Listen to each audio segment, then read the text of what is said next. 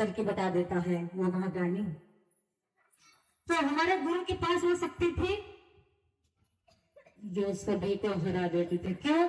क्योंकि उनके पास वो शक्ति थी जो एकदम हमारे भक्तों की बात पकड़कर और फंदे से बता देते थे।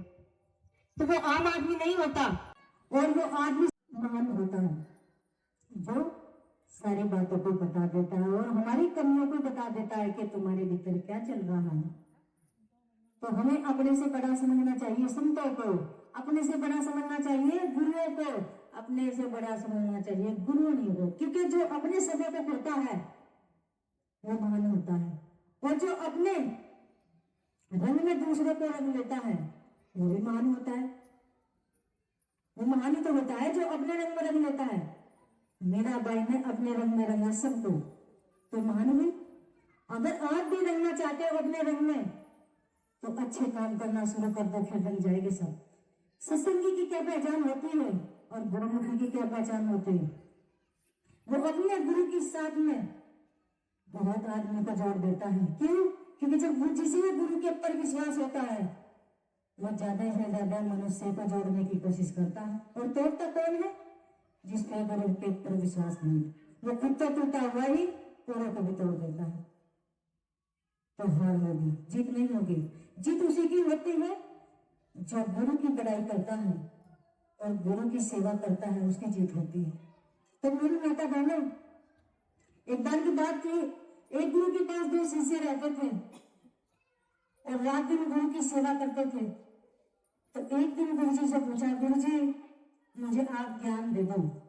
उसने कहा ठीक है भाई, ज्ञान तो मैं दे ही रहा हूं सबको, बरोबर, ये तो ज्ञान दे रहा हूं भैया। तो फिर दूसरे ने कहा गुरु जी मुझे नामदान दे दो। उसने कहा भाई नामदान तो मैं दे ही रहा हूं, तुझे आज से एक बात का ध्यान रखना पड़ेगा। उसने कहा कौन सी गुरु जी? उसने कहा तू आया सत्संग में और सेवा करिए फिर घर चले गए। उसने कहा ठीक है जी, कि तुझे रोज यही करना है? उसने कहा ठीक है गुरु जी, आपका आज्ञा का पालन करूंगा, मेरा यही धर्म है और मेरा लक्ष्य भी यही है। तो रात दिन सेवा करता था गुरु के चरणों में और घर चले जाता था। एक बार भी नहीं पूछा गुरु जी मुझे आपने ज्ञान क्यों नहीं दिया, आपने मुझे नामदान क्यों नहीं दिया। आया और सेवा करके चले गया।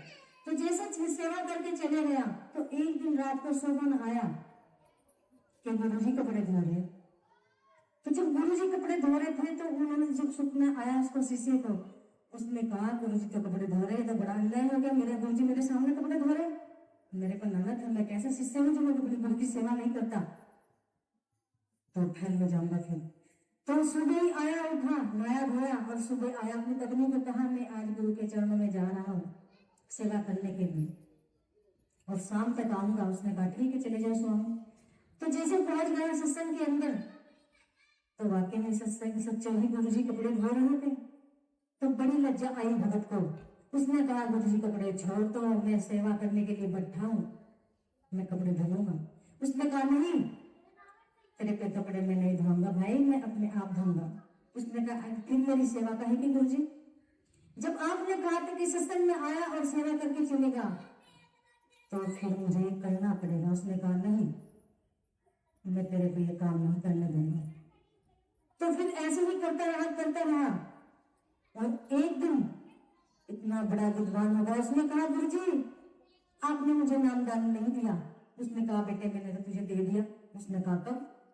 कि नामदान ही तो था जो तूने वचन का पालन किया और अपने गुरु का आज्ञा का पालन किया है, इससे बड़ा क्या नामदान हो? इससे बड़ा तो कोई नामदान नहीं होता भाई, ये पक्का नामदान है मेरे बेटे। और आज से अपने जीवन को अगर तुम्हें सफल बनाना है तो कहीं भी बैठकर भक्ति कर ले भगवान की, वहीं तेरे पास भीड़ लग जाएगी। मेरे पास ही मत आना, वहीं भीड़ लग जाएगी। उसने कहा ठीक है गुरु जी। दूसरा कहने लगा गुरु जी उसको ज्यादा घना प्यार करते हो आप, मुझे करते नहीं, उसको ज्यादा ज्ञान देते हो, मुझे नहीं देते। उसने कहा बेटे मैं तो सबको दे रहा था, मैं तो तुझे भी इतना ही ज्ञान दिया, उसको भी इतना ही ज्ञान दिया, लेकिन जब तू समझता नहीं तो क्या करूं, मेरी गलती कुछ नहीं। तो मेरी माता बहन गुरु सबको बराबर ज्ञान देता है। आपको जो की जरूरत है वही चीज मांग लो, भगवान के दरबार में तो सारी चीज है, जिस चीज की इच्छा है उसको मांग लो, वो मिलेगी आपको। तो हम क्या करते हैं, गुरु के दरबार में हम जाकर सेवा करने में शर्माते हैं। गुरु के दरबार में हमने गुरु का प्रचार करते हुए शर्म आती, ऐसा नहीं करना चाहिए। जो भी आपका गुरु है उसका प्रचार करो, जहां भी दरबार लगा गुरु का। मैं कह रही हूँ मेरे पास आपका जो भी गुरु है और जिस भी संगत में जाओगे आप अपने गुरु का प्रचार करो, दिल खोल कर, डरो मत, क्योंकि डरने की कोई जरूरत नहीं है। आपको अधिकार आपके गुरु ने दिया है, आपको अधिकार भगवान ने दिया है, तो क्यों आप डरते हो? जहां भी जाओ अपने गुरु का प्रचार करो, चाहे कोई भी गुरु हो आपका, वहां पर प्रचार करो डट कर, और कहो कि हमारे गुरु के दरबार में प्रेम सिखाया जाता है, हमारे गुरु के दरबार में भक्ति का पाठ पढ़ाया जाता है, हमारे साथ चलो। चलना ना चलना तो उनके ऊपर, लेकिन कहना पड़ेगा आप लोगों को। तो मेरी माता बहनों, आप महान हो, आप बड़ी शक्ति हो, आपसे बड़ा कोई शक्ति नहीं है, आपसे बड़ा कोई देवता नहीं, आपसे बड़ी कोई देवी नहीं, आप ही सब कुछ हो, आपके भीतर ही सब कुछ विराजमान है। फर्क है जहाँ पर, नरक है वहाँ पर, फर्क है जहाँ पर, नरक है वहाँ पर, फर्क को हटा अपने गुरु पर जाकर, फर्क है जहाँ पर, नरक है वहाँ पर। नारद मुनि अटक गए थे, गुरु निंदा सब अटक गए थे, नारद मुनि अटक गए थे, गुरु निंदा सब अटक गए थे, फर्क को हटाया अपने गुरु को जाकर, तुम भी जाओ अपने गुरु को जाओ। मेरी माता बहनों, जहाँ फर्क होगा गुरु के शिष्य के अंदर, वहाँ भगवान कभी खुश नहीं होगा, भगवान नाराज हो जाता है। तो अपने गुरु के ऊपर अगर विश्वास करना है तो पूरे तन मन धन से विश्वास करना है, क्योंकि विश्वास में ही भगवान है, प्रेम में ही भगवान है। जब आप विश्वास से भगवान को पूजते हो तो भगवान प्रकट हो जाएगा। अगर आप विश्वास से अपने भगवान को पुकारेंगे तो भगवान आ जाएगा। क्यों? क्योंकि आपके ऊपर बात है, आप कितनी श्रद्धा से प्रेम से भक्ति करते हो, सही चीजों की भक्ति करते हो, लेकिन भगवान की नहीं करते। भगवान की तो भगत करता है, क्यों करता है वो? क्योंकि उसको विश्वास भगवान के ऊपर होता है, उसको और किसी के ऊपर नहीं होता। और हम सबको सबके ऊपर विश्वास है। तुम्हारी अब और कोई आ रहा रक्षा करने के लिए? और कोई नहीं आएगा। रक्षा करने के लिए कौन आएगा? वो ईश्वर, जिसने हमें संसार में भेजा, वही हमारी रक्षा करता है, वही हमारी देखभाल करता है, वही हमें भोजन देता है, वही अच्छी अच्छी चीज देता है। तो हमें उसके ऊपर विश्वास करना, और किसी के नहीं। जो गुरु हमें ज्ञान दे रहा है, उस ज्ञान को हमें ध्यानपूर्वक सुनना है और भगवान के ऊपर पूरा विश्वास करना तन मन धन से। अगर हम एक मालिक की पूजा करेंगे तो सारे छोड़ दो, त्याग कर दो सारी चीजों का, फिर देखो अपने जीवन में कितना बदलाव आएगा। तुम्हारे जीवन में कितना बदलाव आएगा मेरी माता बहनों, अपने घर में जाकर देखना। तुम्हारे घर में सुख भी होगा, चैन भी होगा और अमन भी होगा। लेकिन कब? जब तुम एक के ऊपर विश्वास करोगे और किसी के नहीं। फर्क है जहाँ पर, नरक है वहाँ पर, फर्क को हटा अपने गुरु पर जाकर, फर्क है जहाँ पर, नरक है वहाँ पर। प्रहलाद भगतों को कितना यकीन था, कष्ट दाने दीन था। प्रहलाद भगते को कितना यकीन था, कष्ट दाने दीन था। कष्ट को हटाया अपने गुरु पर जाकर, तुम भी जाओ अपने गुरु पर जाओ,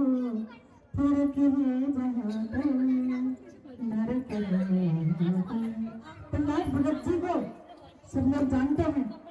अपने गुरु के ऊपर इतना विश्वास था, भगवान की भक्ति करता था और तरह तरह की मुसीबत आई उसके ऊपर प्रहलाद भगत के, लेकिन हार नहीं मानी और भगवान के नाम को नहीं छोड़ा।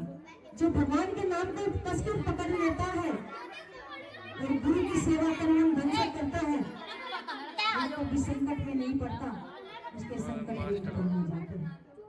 तो मेरी माता बहनों, अगर आप प्रहलाद तरह की भक्ति करना चाहते हैं तो फिर एक मालिक की पूजा करो और के लिए संकट बहुत आते हैं।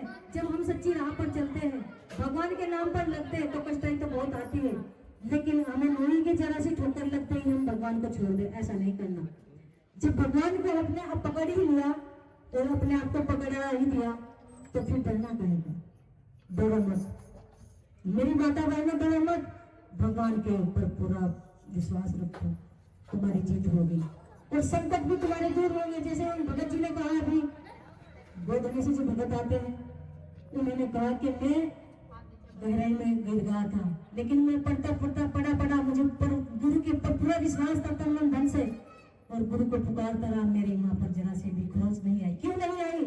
क्योंकि उसे गुरु के ऊपर विश्वास था। तो जिसे अपने गुरु के ऊपर विश्वास और भगवान पर विश्वास है, उसको खरोच नहीं आएगी। मेरी माता बहनों, प्रहलाद भगत को पहाड़ी से नीचे गिरा, लेकिन गुरु के ऊपर पूरा विश्वास था, भगवान के ऊपर, उसको ठोकर नहीं लगी।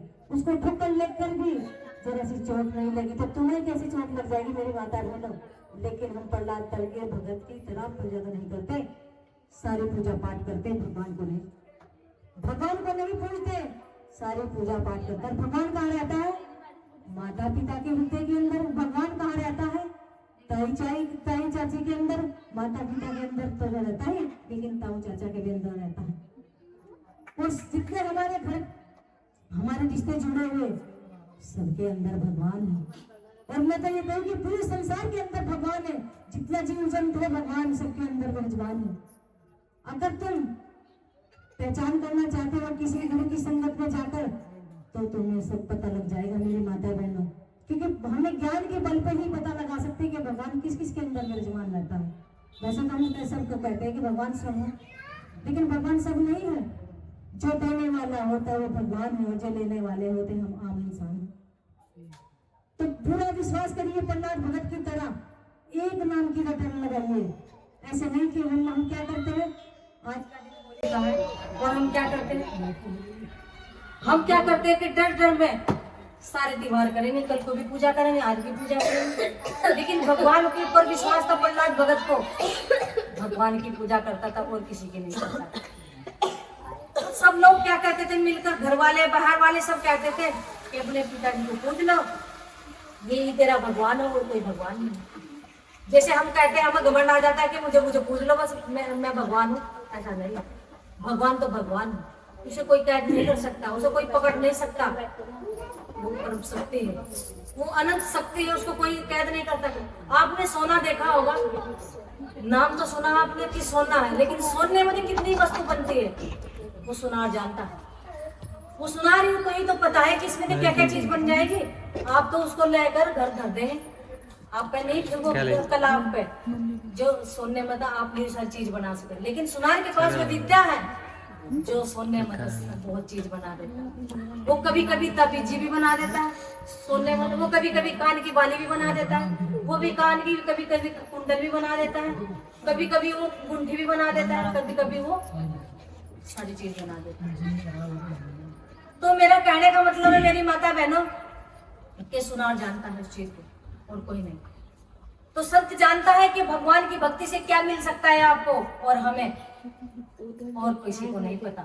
तो संत, किसी संत से पूछ लियो जाकर कि जी हमें भगवान की भक्ति करनी है, कैसे करनी है, कैसे उसका हमें चिंतन करना है और कैसे हमें सुबह शाम बैठकर उसकी भक्ति करनी है, हमें बता दे। तो वो बता देगा गुरु, तुम्हारा जो तुम्हारा गुरु होगा वो बता देगा। तो तुम्हें विश्वास अगर अधूरा है तो फिर अधूरा ही ज्ञान आएगा, अगर तुम्हें पूरा विश्वास है भगवान के ऊपर तो फिर पूरा ज्ञान आएगा। रोकने का पूरा ही तो विश्वास था प्रहलाद भगत को, पूरा ज्ञान आया। पूरा ही तो विश्वास था मेरा भाई को, पूरा ज्ञान आया।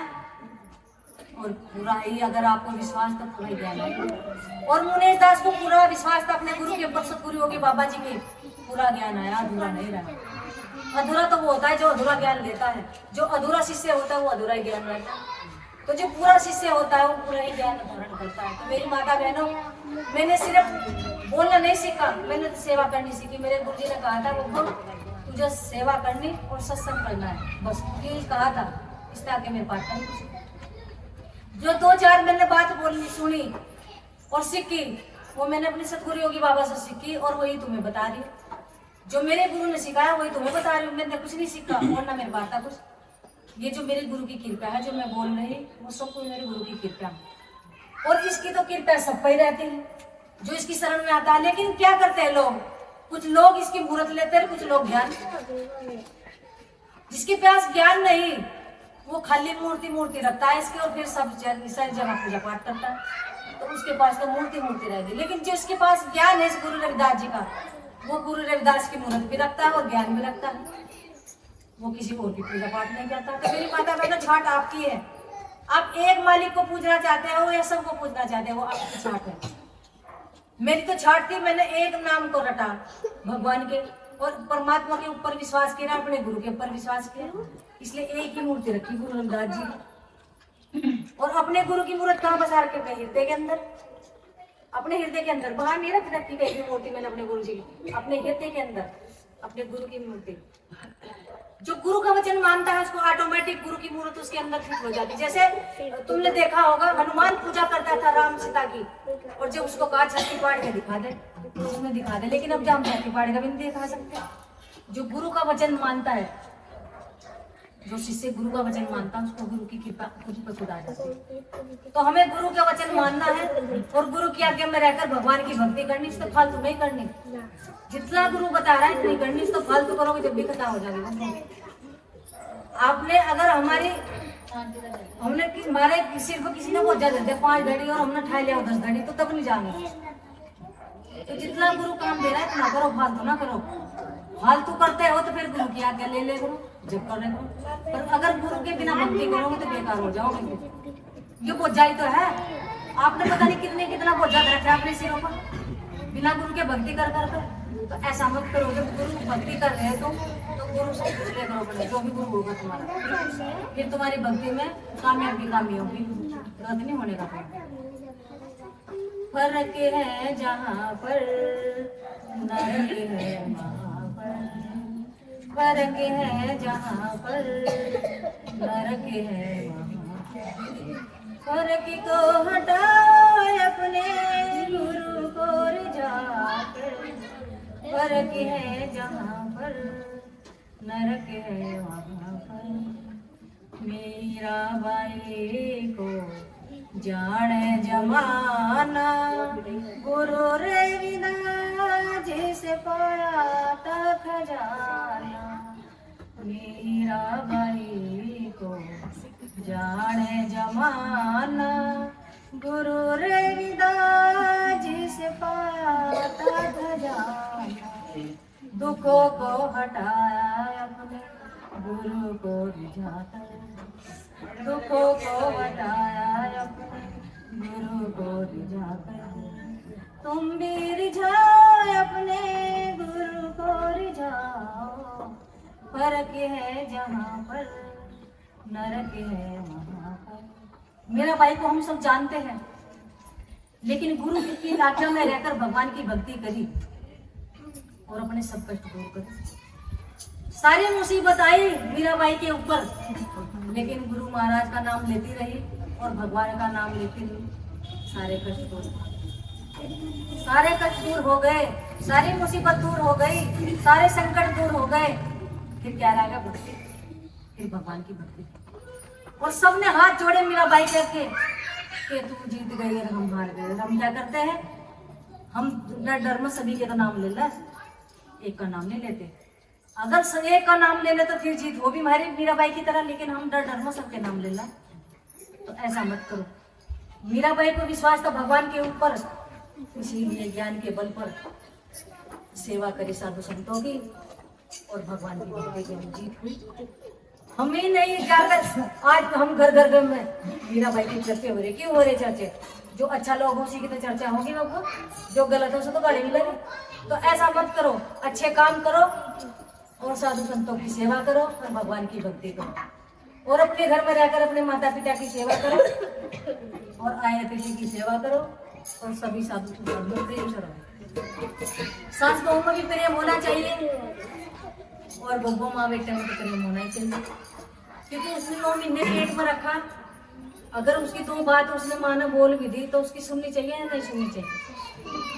सुननी चाहिए ना, ये जवाब देना चाहिए उलट कर के, तो हम मेरे पर तेरा कोई आसान नहीं। वो सी बहन और वो से भाई क्या करते हैं कि जितना दिन में गर्म हो मुझे 9 महीने रखा या 4 महीने रखा, पैसे ले ले इसके बदले।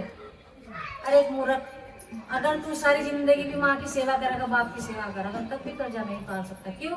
क्योंकि माँ बहुत कष्ट सहन करती है। जब बच्चा गर्भ में होता है बहुत कष्ट सहन करती है, बहुत दुख सहन करती है और फिर भी उसको जन्म देती है और कहती है भगवान हे परमात्मा मुझे माता होने का सुख दया कर, मुझे माता होने का सुख मिलना चाहिए मेरे मालिक, दया कर मेरे ऊपर, चाहे कितना कष्ट हो लेकिन अपने बच्चे को जीवन बयान जरूर दूंगी, इसको दुनिया में जरूर लाऊंगी, इस संसार की सारी चीज दिखाऊंगी और जितनी संसार में सुख सुविधा वो भी सारी दिलवाऊंगी। ये माँ ही तो वादा करती है भगवान से और बाप वादा करता है भगवान से।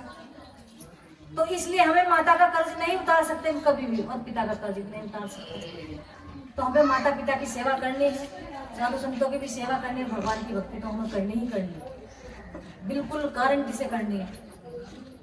फर्क है जहाँ पर नरक है वहाँ, फर्क है जहाँ पर नरक है वहाँ, फर्क को हटाए अपने गुरु को रिझाकर, फर्क है जहाँ पर नरक है वहाँ।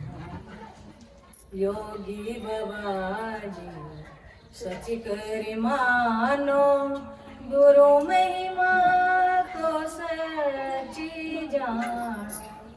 योगी बाबा जी सच कर मानो, गुरु महिमा को सच्ची जानो। मोक्ष पद पाया अपने गुरु को रिझाकर, मोक्ष पद पाया अपने गुरु को रिझाकर। तुम भी रिझाओ अपने गुरु को रिझाओ, फर्क है जहाँ पर नरक है वहाँ पर। मेरी माता बहनों योगी बाबा जी कह रहे कि फर्क है जहाँ पर नरक है। मन सतगुरु योगी बाबा ने पूरे जीवन अपने साधु संतों की सेवा करी, 15 साल अपने घर में रखा गुरु को और सेवा कर कर रिझाया और फिर भगवान की भक्ति करी, कामयाबी मिली और पता नहीं कितनी संगत जोड़ रखे, कितने घरों में चांदना कर रखा। ये चांदना ही तो बिछड़े हुए को मिलाना। अभी मेरी माता बहने एक भजन गा रही थी और एक कहा है कि माली कौन होता है? माली वो होता है जो चुन चुन कर पेड़, अच्छे अच्छे पेड़ लगा देता है अपने बाग में। आपने देखा होगा जहाँ कहीं बाग का बगीचा होता उसमें साले फलों के पेड़ पाएंगे। क्यों पाते हैं? कि सारे खाने को मिल जाए हम लोगों को। तो आप सारे अच्छे अच्छे पेड़ हो मेरी माता बहनों, और पानी कहाँ मिलता है? पानी मिलता है सत्संग में आकर। आपको जो भूल जाते हो वो नए सिरे से आपको याद आ जाता है और फिर आप गलती को छोड़कर अच्छा ही पकड़ लेते हो सत्संग में आकर। अगर सत्संग में आना बंद कर देते हो आप साल महीने 6 महीने साल 6 महीने, तो फिर वो भूल जाते जो हम पकड़ लेते हैं सत्संग से, फिर वो हम भूल जाते हैं और फिर हम वही मारपीट वही झगड़ा करते हैं घर में। तो ऐसा नहीं करना। अगर सत्संगी हो तो सत्संग की पहचान करो, सत्य की पहचान करो और फिर कहो कि हे भगवान तू सब में है विराजमान, मेरे से जो गलती हुई मुझे क्षमा करना। और ये तो मेरे बड़े हैं, अगर मुझे कोई गलत बात नहीं बोल दी तो मैं क्षमा चाहती हूँ। हमें अपनी गलती मानने में क्या गलत हो रहा है? ला मैं हाथ जोड़कर तुम सबसे माफी मांग रही, मेरा कुछ घट जाएगा, घटने का ही नहीं। तो छोटा बनकर सीखो और बड़ा बनकर बोलो। फिर बोलने का मौका सबको आएगा, ऐसी बात नहीं, भगवान सबको देता है। आप जो लेना चाहे भगवान के दरबार से वही मिलेगा। तो आप सब कर्म करो, भगवान की भक्ति करो ज्यादा से ज्यादा और भगवान का प्रचार करो घर जाकर। श्री सतनाम। मैं क्षमा चाहती हूँ कि बादल हो रहा है, कभी बारिश बुरिश होने लगे, इसलिए मैं अपनी वाणी को यही विराम देती हूँ। वो सत्संग आज का ये जो सत्संग था ये संपन्न होता है। भगवान आपके सबके ऊपर कृपा बनाए रखे और दया करे सबको। प्रसाद लेने आते माफी करो अपने बच्चों को, गलती हो भी जाती है, प्रभु माफी करो अपने बच्चों को, गलती हो भी जाती है, ऐसी बुद्धि दे दो ना तेरे चरणों से, ऐसी बुद्धि दे देना तेरे चरणों से ना बिछड़े, दरबार में आकर सतगुरु के दुख दर्द मिटाए जाते। मेरी माता बहनों, जगह जगह पर संत बैठे हैं आपके दुख दूर करने के लिए और हमारे दुख दूर करने के लिए। तो फिर क्यों घबराते हो आप संतों के पास जाने से? क्यों घबराते हो आप गुरु के पास जाने से? तुम्हारे दुखों के लिए निवारण करने के लिए तो संत बैठे हैं। संतों गुरु के दरबार में आपके दुखों का विनाश करने के लिए बैठे। क्यों? क्योंकि आप जब अच्छे राह पर चलोगे और गलत छोड़ दोगे, फिर दुख हमारे खत्म, संकट खत्म, लड़ाई झगड़े खत्म। जब ज्ञान लोगे तो ज्ञान ही आएगा। तो मेरी माता बहनों, समाचातियों को आरती होगी, आंख पीछ कर बैठे, भोजन की अवस्था करेगी, यहीं पर बैठकर भोजन ग्रहण करेंगे सब।